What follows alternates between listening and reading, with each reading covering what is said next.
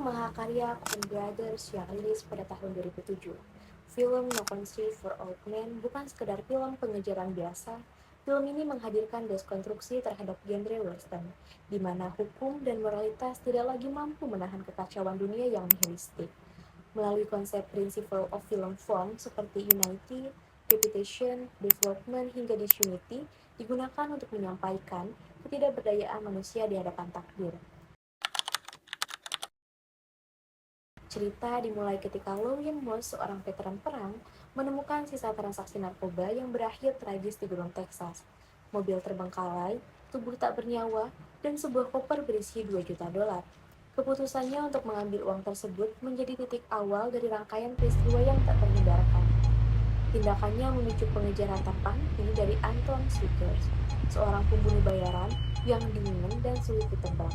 Di sisi lain, Sheriff Bell berusaha mengikuti jejak kekacauan ini, namun perlahan ia menyadari bahwa dunia yang ia pahami telah berubah menjadi lebih kejam dan tidak lagi dapat dijelaskan oleh pemikiran lama. Secara struktural, alur film ini bergerak linear, dimulai dari penemuan uang, berkembang menjadi pengejaran, hingga berujung pada kekacauan. Unity tetap ada melalui kejadian hubungan sebab akibat yang jelas. Namun, Disunity film ini yaitu tidak memberikan penyelesaian yang jelas. Tidak ada pertarungan akhir antara tokoh utama dan penjahat, bahkan kematian Moss pun tidak diperlihatkan secara langsung, hanya ditunjukkan lewat situasi setelah kejadian di lokasi. Film ini juga berakhir open-ended, yang terlihat pada adegan terakhir saat Sheriff Bell menceritakan mimpinya tentang ayahnya. Lalu film langsung berhenti tanpa penjelasan lebih lanjut. Hal ini membuat cerita terasa lebih menggantung dan menegaskan bahwa tidak semua peristiwa memiliki makna atau jawaban yang pasti. Film ini memiliki 3 karakter utama dengan peran yang berbeda.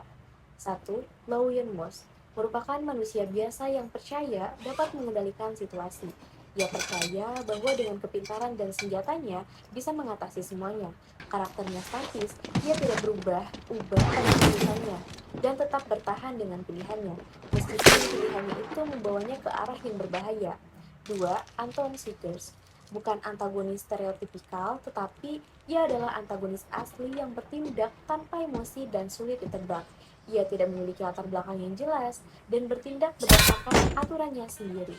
Reputation terlihat dari tindakannya yang melempar koin untuk menentukan hidup dan matinya seseorang bisa ditentukan secara acak berdasarkan koin tersebut. Sementara itu, Sheriff Bell menjadi pusat refleksi moral dalam film ini. Ia mengalami development yang signifikan dari sosok yang yakin pada hukum menjadi meragukan dirinya sendiri pada kemampuannya sendiri. Pada akhirnya, ia mundur dan menyadari bahwa dunia tidak lagi berjalan sesuai dengan nilai yang ia hadapi. Film ini berlatar di perbatasan Texas, Meksiko pada tahun 1980 dengan pendekatan yang realistis. Gunung luas tidak lagi menjadi simbol kebebasan, melainkan isolasi dan kekosongan moral melalui similarity dan repetition. Suasana sunyi terus dihadirkan, menciptakan ketegangan secara terus-menerus. Minimnya musik latar membuat setiap suara terasa signifikan, bahkan keheningan itu sendiri menjadi elemen naratif. Setting dalam hal ini tidak hanya berfungsi sebagai latar, tetapi juga untuk membangun pengalaman emosional penonton. Secara visual, film ini didominasi oleh low key lighting dengan kontras tinggi antara terang dan gelap yang menciptakan atmosfer neo-noir intense dan membuat suasana tegang dan tidak nyaman. Namun, terdapat beberapa variation dalam pencahayaan. Meskipun beberapa adegan terjadi di siang hari yang terang, suasana itu tetap terasa dingin dan tidak aman. Ini menunjukkan bahwa bahaya bisa muncul kapan saja, tidak hanya di tempat gelap. Tetapi, cahaya seringkali membuat karakter terlihat lebih jelas, yang bayangannya tuh menyembunyikan bahaya yang tidak terduga. Kostum menjadi bagian penting dalam membangun makna visual. Moss tampil sederhana dengan topi koboi dan baju denimnya seperti manusia biasa. Sheriff Bell dengan seragamnya yang melambangkan ketertiban mulai runtuh.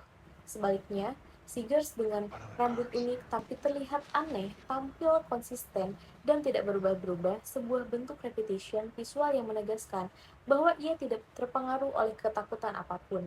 Bahkan detail kecil pun, seperti usahanya untuk menghindari noda darah, menunjukkan sifatnya yang dingin dan juga terkontrol. Secara garis besar, film ini termasuk neo-western dengan elemen klasik seperti versi modern dari film koboi dengan latar tahun 1980-an, tetapi tetap menghadirkan gunung luas, hukum yang sulit ditegakkan, dan pertarungan senjata. Namun, Coen Brothers secara sadar melakukan deskonstruksi terhadap genre tersebut. Film ini juga mengandung unsur crime thriller yang terlihat dari cerita tentang transaksi narkoba, uang curian, dan pengejaran yang terus membangun ketegangan film yang sengaja tidak sepenuhnya mengikuti pola yang biasa kita temui. Biasanya film thriller ini menggunakan musik untuk membangun ketegangan, tetapi di sini tidak ada musik sama sekali. Nah, kesunyian inilah yang justru membuat suasana itu terasa lebih nyata dan menegangkan.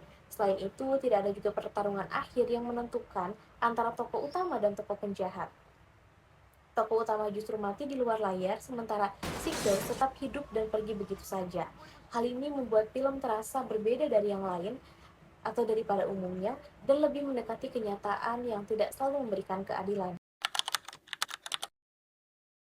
Pada akhirnya, film No Country for Old Men bukan sekedar film tentang uang atau pengejaran.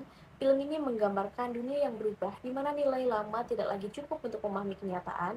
Film ini menunjukkan bahwa hidup tidak selalu berjalan menuju penyelesaian yang jelas. Seperti adegan koin yang dilempar oleh Seekers, nasib terasa acak dan tidak bisa sepenuhnya dikendalikan oleh manusia.